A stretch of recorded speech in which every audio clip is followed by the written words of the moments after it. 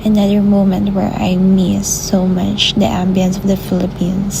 Kaya naman wala nang patumpik-tumpik na tara at magbakasyon tayo ng 10 days in the Philippines after being here in 6 months, guys. 6 months na ako, oh my God.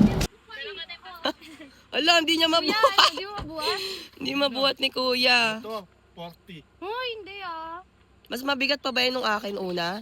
Oo. Hala, oo, di But ba? after naman talaga how many months, mamimiss mo talaga ako. I miss especially the food in the Philippines, as well as my friends. Of course, my family, I want to treat them. And of course, my boyfriend. So, my flight is 10 p.m. pa, pero ready to go because we're from Ras Al Khaimah. Biyahe pa tayo, guys. Dahil mag-isa lang tayong pumunta dito, mag-isa lang din tayong uuwi. Siyempre, ano pa ba nga ba? Another day, another katanganan naman. So, ayun na nga. Gabi tayo ang flight natin ngayon, kaya wala tayong gagawin kundi matulog. So, 2 luggage, isang baby bag. Ready to go na. So, mga requirements nga pala na kailangan natin, of course. Number 1 is the passport, OAC, and our Emirates ID. Diba, nasa EDSA na ako agad. Joke. So, yun. Galing tayong Terminal 1, pero punta na tayo sa Terminal natin, 3.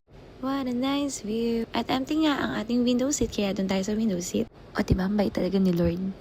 And charan, it's already morning. So, tayo ay mag-screen curd na, tayo ay mag-makeup na.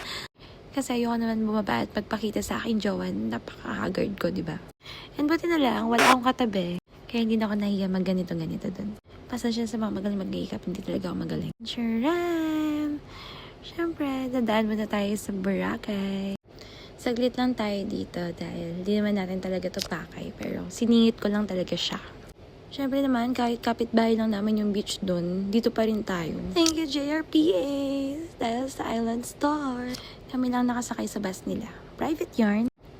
And dahil doon, si Kuya na din bahala sa amin. Mukha nang hindi natulog. And then, syempre, dito tayo sa likod. Ayoko dun sa madaming tao. Dito tayo sa may pier. Konti ang mga people.